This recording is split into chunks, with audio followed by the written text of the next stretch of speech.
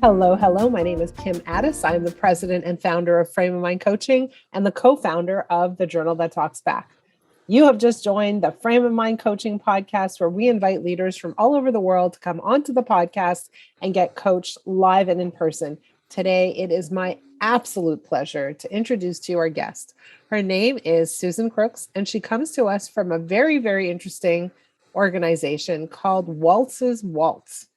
Susan, welcome. Thank you so much. I'm so happy to be here. Thanks for having me. So tell us a little bit about you. Tell us about Waltz. Give us a little history, a little background. Tell us where you're at. Okay, awesome. Well, in August 22nd of 2019, my son, after 20-year struggle with treatment-resistant anxiety, which eventually also led into depression, he died. Can you go back and share with the audience what does treatment resistant mean?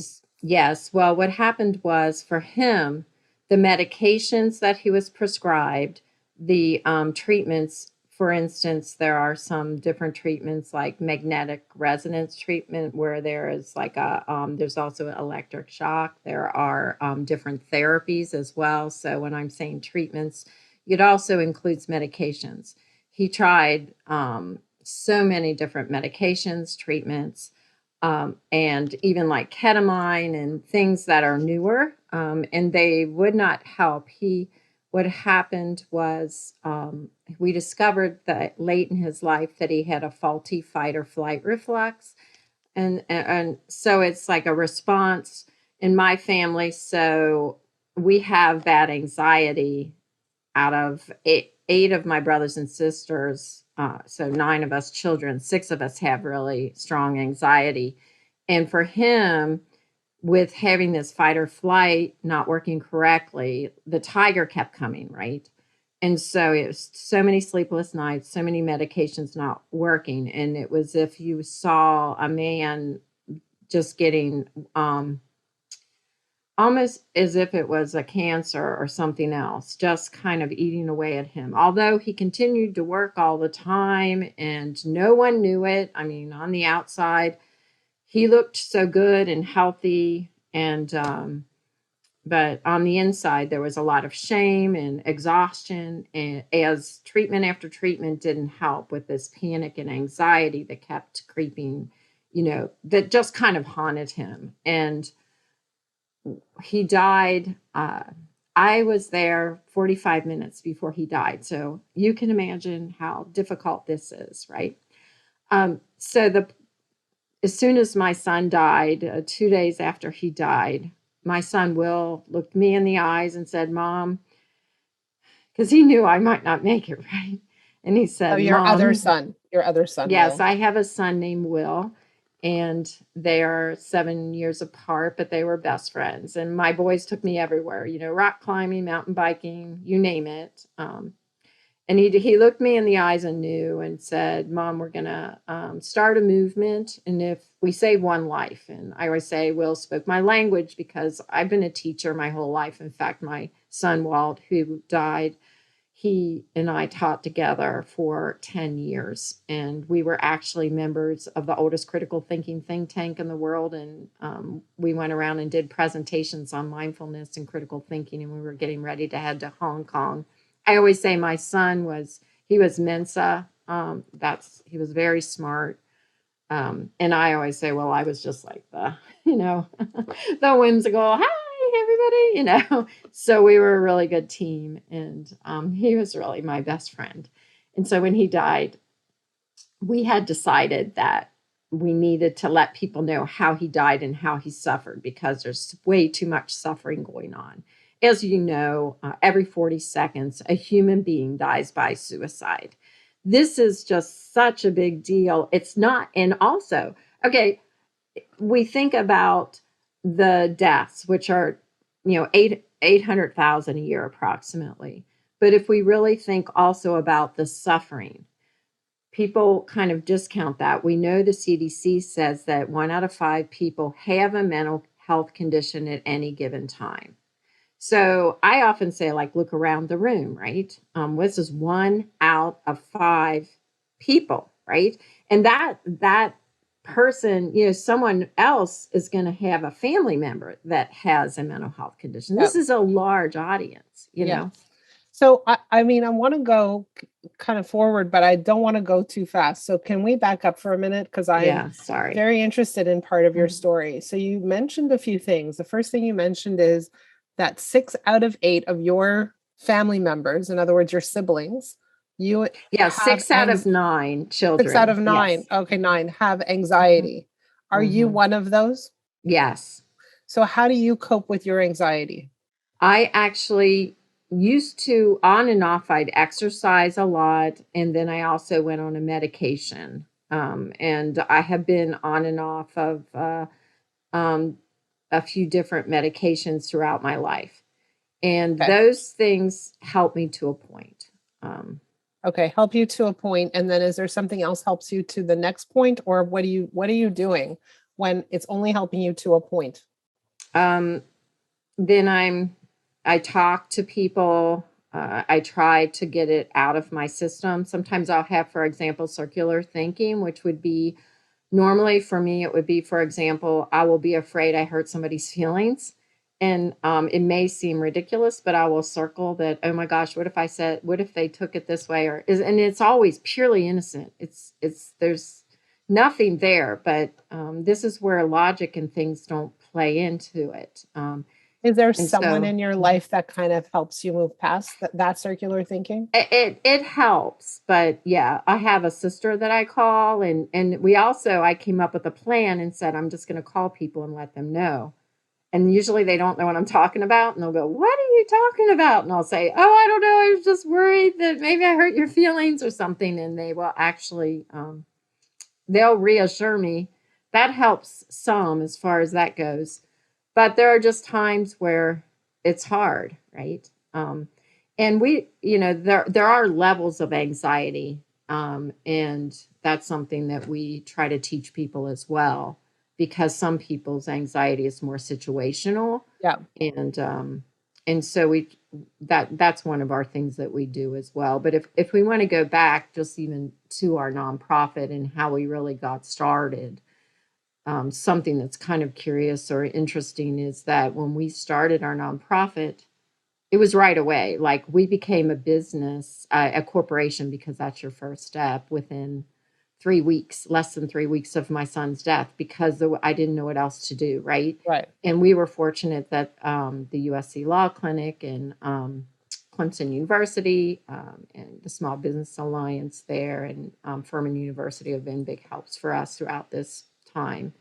So we But became a nonprofit yeah, very quickly. I want to talk about that in a minute, but I still want to go back because I think mental health is a very, very important subject. And I think Mhm. our audience deserves to hear your story Absolutely. thoroughly.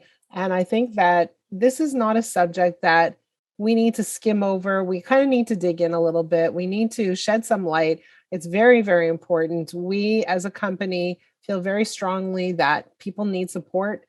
We have created a program for young professionals ourselves. Now, we're not dealing with people who are suicidal. We're not dealing with people who need the support of a doctor. But we know that a lot of young people experience anxiety, depression, overwhelm, all of those feelings, stress, of course, and at at a at a broad level, we're here to support them. But I think that what we're talking about is something a little bit more severe, more that needs a little bit more attention than that. Something that really requires perhaps medication, perhaps the help of a therapist, perhaps some kind of extended treatment. So I want to just kind of go back. You knew your son was struggling with anxiety, and you were watching him struggle. Yes, and we couldn't get help. And this is one of the things that I think people don't completely understand. And that's part of our mental health moonshot, because people sometimes think that they forget that there's genetics involved. And Yeah. it can be somewhat complicated and people might not understand it, but it's as simple as heredity, right?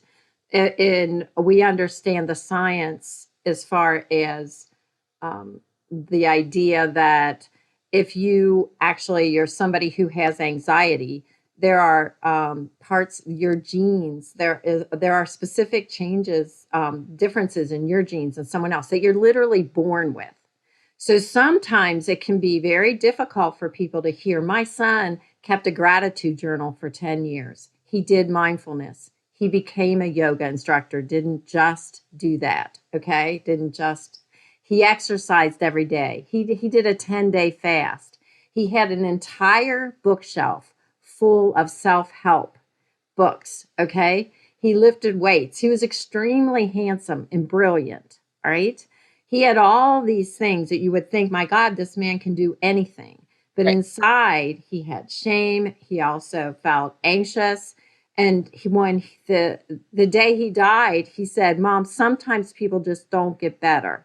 And this is what we're trying to promote, because also, as you had said, that you don't work with people this way or whatever, but you don't know how their level, and that's what we have to make people Well, this aware is of, the in a thing. sense. Yes. So our job is to, if we flag it, if we identify it, if something comes up that is even mildly suggestive of self-harm, we bring it forward and we hand it over to people who can handle it.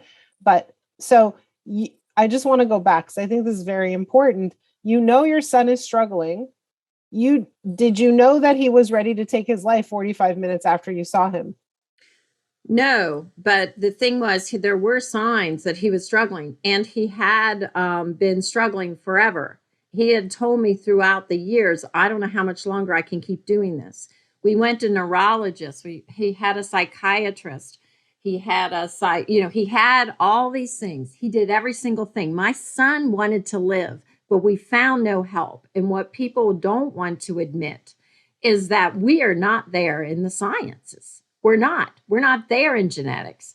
We haven't had a mental health moonshot. Cancer, yes, started with the war on cancer 50 years ago, but we have not given the funding, if you would see it, from the National Institute of Health for research. Yeah. Is barely there. What we have is reactive. Most things are reactive, right? Yeah. All right, it's a triage. We're going to put a Band-Aid on. We're going to do this. We're going to do that. But we are looking at the genetics and also being able to really target if someone needs a specific medication. Yeah. We have them fill out a form and look at it that day. And then the doctor may even say, well, what's your family on? Or does somebody else in your family have this? But they're not looking at specific biomarkers. And this is something that we are different at Waltz. So we are trying to say that what's it going to take for us to kind of start marching on Washington and say, enough is enough. My son's life mattered. We begged for help. We saw a neurologist. It was like, here's your hat. What's your hurry? He had bags of different medications. And what people have to understand as well is that you're put on a medication, you're on it for approximately 6 weeks. They really try to keep you on it for 6 weeks.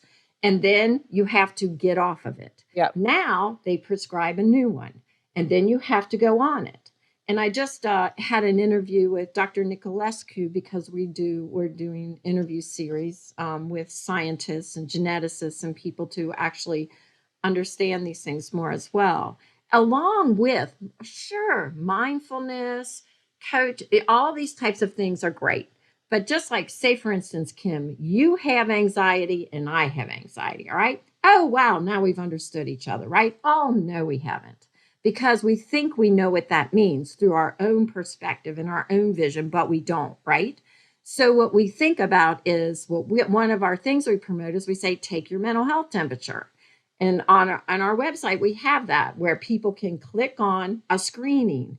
And even though it's not diagnostic, and we always stress this, it is not diagnostic, but it will give a picture of where you're at.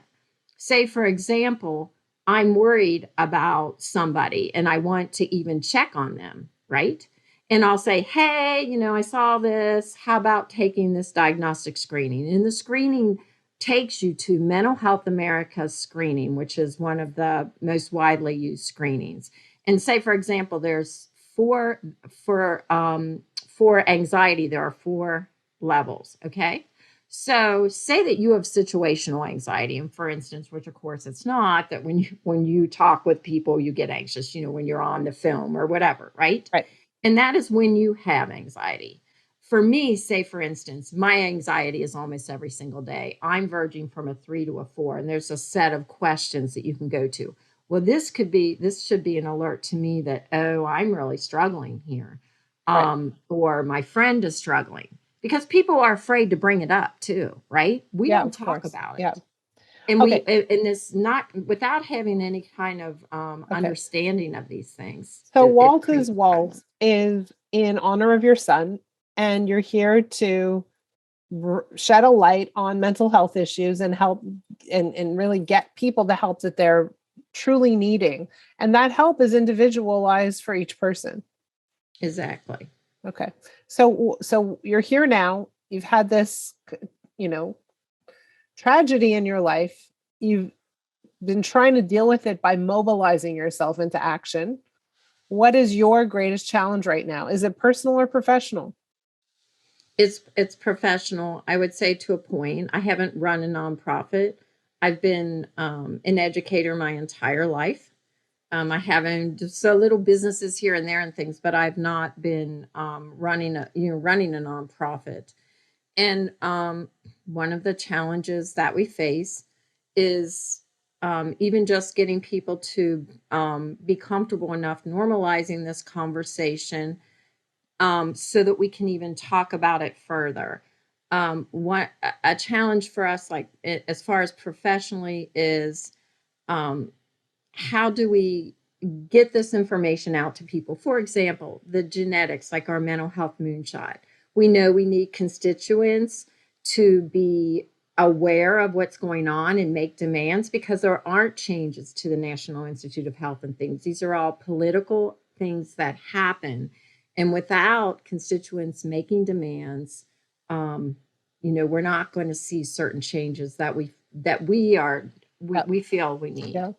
So I'm a Canadian. Politics Mhm. work a little bit differently here in Canada, but I Mhm. will say this: one of the things I do know is that um, politics are highly driven by the business community, right? Mhm. So businesses That's true as support, well. Exactly. Mhm. right? Businesses support politicians, and so there's a direct kind of tie between all of these pieces, which is the business community and political movements, Mhm. political change, right? So money talks. Right. And so it's interesting because you're trying to go directly to the constituents. And perhaps what you need to consider is, who are the political influencers in the world who care about mental health? That's a really good point. One of the things that we were trying to do, as far as trying to get businesses on board, is we create these stigma-free zones. We're trying to show that we know that right now it's hard to hire young. The young people are coming and going. We feel like this is a perk to show that they Yes, actually. exactly. There And are so we industry. are doing that, but it's like the idea and the power to actually even make the connections that we need to. Trying to get to talk to the powerful people isn't always so easy as well, Right. right? Yes. And sometimes what we need to do is kind of just knock on one door at a time and ask for that person to introduce us to the next person. I kind of Mhm. call it leapfrogging. But you might start with organizations or associations that have wide bodies of young people who are part of those industries, like retail, hospitality, that kind of thing. And partner with the associations, because associations have linked to government and linked to uh, substantially sized businesses as well. And so what you're really trying to Mhm. do is go in through the association door. But in your case, like, identify people who have some exposure who may have taken their lives. Perhaps Kate Spade, for example. She Exactly, but, she mhm, you're right. So she mhm. comes from a massively sized company, and this matters to them. This matters to them as an organization at a very, very personal level, and they have dollars to back it up. So it's kind of finding those entry points where there's an alignment and they care about mental health. And if they don't care about mental health, it represents a huge weakness or a huge vulnerability in their workforce.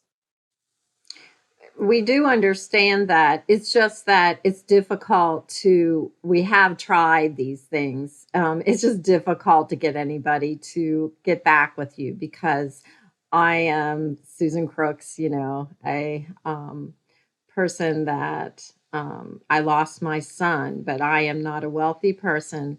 I am a teacher.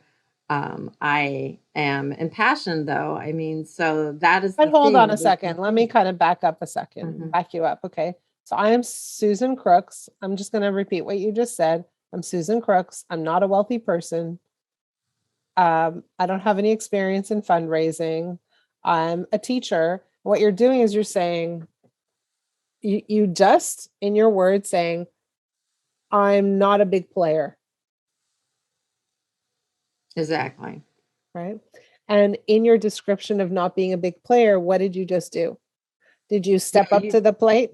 of course, you no, exactly not. Right. And it's exactly what I tell our people not to do because, in fact, we just had a conversation with someone who said, "Oh, you need $1 million to do this or that." And I'm like, have you seen everything that we've done? I mean, we have international Waltz stigma-free zones. I mean, we actually have we've trained hundreds and hundreds of people in things that, you have to compare what we've done with 0 employees. I mean, and Exactly. so, that's what I try to say, because what happens with me is when someone tells me I can't do it, it's my within myself to say that I can. I think that it's just sometimes when I get discouraged thinking, how do I make myself stand out to get someone to even read a letter or look at us? I, I'm gonna, Because, I'm gonna, I'm gonna change your thinking for a minute. And it's something that I learned not too long ago. It's not the question of how, it's the question of who that you need to ask yourself. So who is the person that can help me open doors? Who is the person? Who is the person? Who are the people? The who's. And so, I remember um, years ago, my dad used to say, if you can't get in through the door, climb in through the window. Right. And really what it means is identify the individuals, the people that care about this.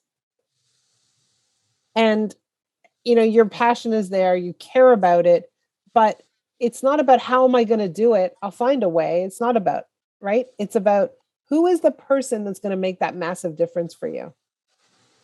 Who cares right alongside with you? I think that it's still difficult to get them to respond to you because they get so many, it's like, how do you get them to hear you? Like, for instance, we are going to be in the documentary, which with Will Harper, who produced Oprah. He had this first documentary was Highly Sensitive with Alanis Morissette, and I was interviewed, and we're in the one which is the Genius of Sensitivity. It's about masculinity and um, how we need to address that. So, How did you get into that movie? How did they hear about you? um, the way that it worked is I actually had a couple different ways. I had one of my friends from the Foundation for Critical Thinking. He's brilliant. As I said, these people are brilliant. And we were part of the close knit group of the very people in the top. And he actually is in the movie. He is co-directing it or co-producing it. Yeah. And so he knew about me.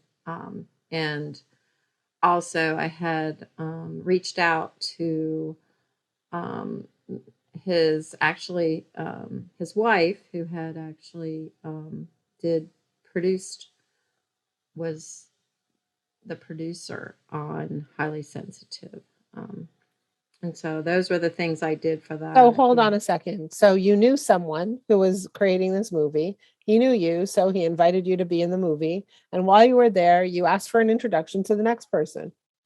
No, well, actually, no. Actually, I had met her as well. It was separate. It was just weird. It was a weird coincidence. Okay. But It are you wasn't asking really. for introductions to the next person?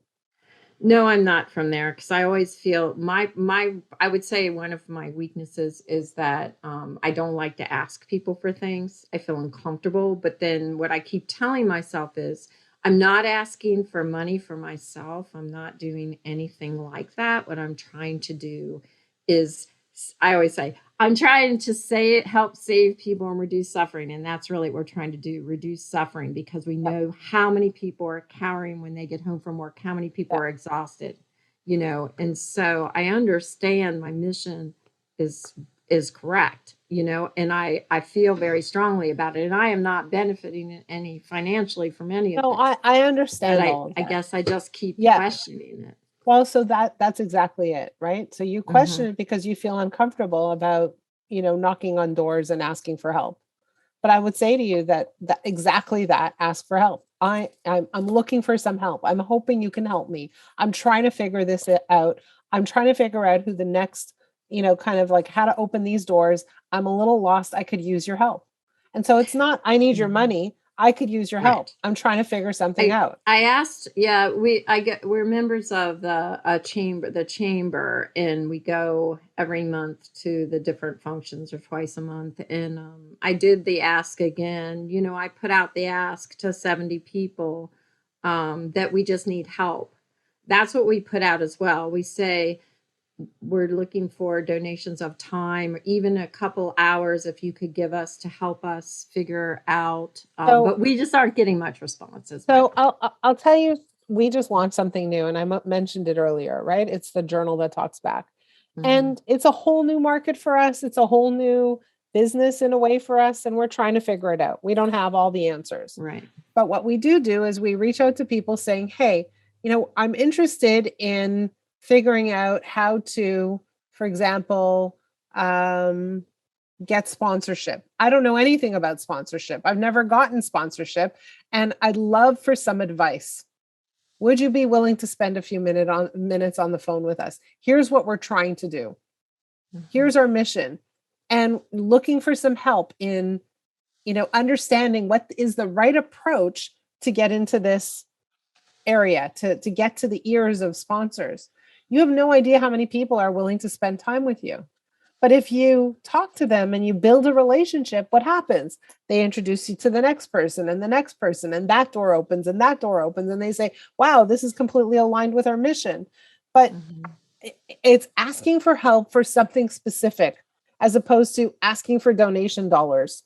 And you Right. might say, I'm looking, here's my mission, here's what I'm trying to do. I'm trying to figure it out.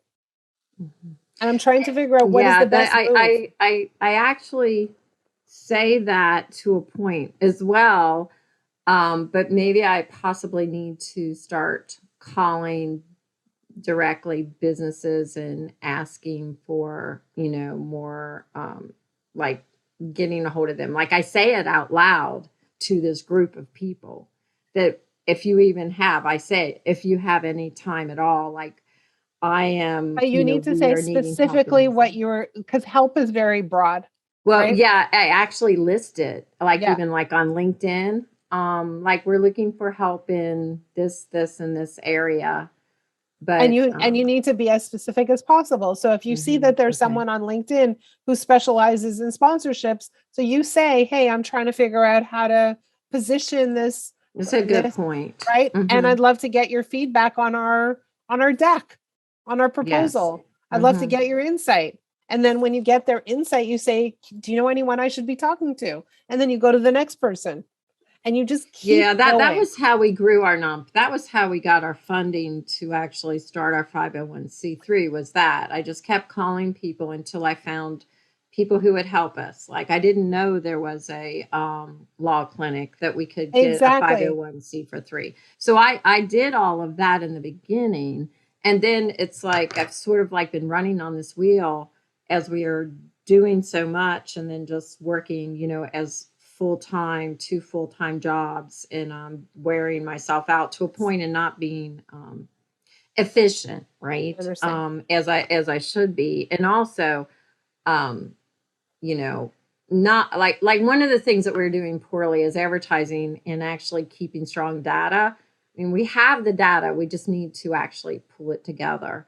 And so we can show people exactly what we have accomplished in such a little bit of time, with actually no paid employees and Yeah. really no funding.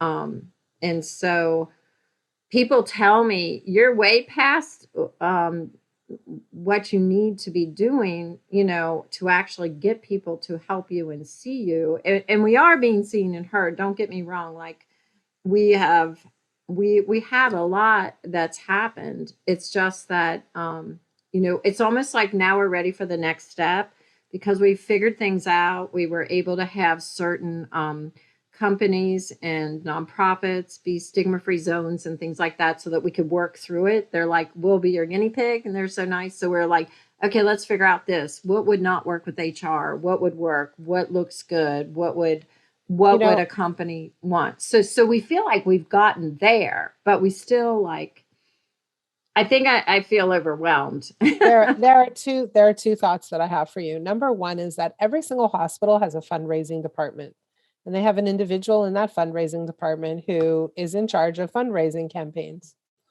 And it's not that they will help you raise funds, but they will help you examine your plea and help you say, hey, like, if you position it like this, or if you angle it like that, that might be useful. So find the people in the hospitals who are willing to give you their time to review your positioning and your plea. So that's thought number one. Thought number two, and I think this is very important for everyone who's listening, is success leaves clues, and sometimes we ignore the clues. And so when you look at your history, there are some things that worked. It's only been 2 years and you've done an amazing amount of work in a 2-year period, 2.5 years. That's not a lot of time. And so you've done some things in the past that have opened doors. You've done some things in the past that have helped you make progress. And then we ignore those things that we've done that worked and said, well, okay, what's the next thing? And it's very important to keep track of our successes. Because if we're doing something that works, we want to really, really get good at that thing that works and keep doing that, only better and better and better and better. So for you, if it's knocking on doors and simply saying, I need help specifically here, do that. That's a really good point, because I was thinking, well, we've kept track of all of our successes and everything we've done, but we really haven't kept track of how did we do it, right? Exactly. And some of it was just the idea. We got a lot of media. We've gotten a lot of media, which has been really good for us, and that's helped us. But I think that sometimes I become a bit anxious, not anxious, I suppose anxious, thinking that we are right here, we're growing, we are like getting big, and now I need help in the next phase, because we're climbing the steps, and we are ready for this next revamp. And maybe your request is, hey, I want to be doing this full time and I need to be supported in doing that. And so I'm raising funds so I can commit all of my time to this. And that's okay. That's a feasible request. It's okay to request a salary. Yeah, I know. I was like, why do I have to make hardly anything? We've talked about it, actually, just even because I'm used to not having, whatever. And it's difficult, because I'm teaching full time and running Waltz full time, and I get up at like 3:50 this morning and start and work till, like, say I have a meetings till 7, and then I just go to bed. Right. Well, and you need to take care of yourself. Yeah. So I hope that this conversation kind of gave you some ideas, but really the idea is examine what's working and keep doing that. Yeah, that's because you've had a lot of success. Things have worked for you. Even if you've had success in gaining media attention, there was a way that you did that. And so think about that and say, how do we apply the wins over here to over there? Yeah, I really like your ideas of, like, connections on LinkedIn, as far as asking for help that way, and also just the business communities. What would your thoughts be, super quick, about just even reaching out to people, like, across the United States as well, and things like that? We've seen. I think you should be business focused. Of course, across the United States.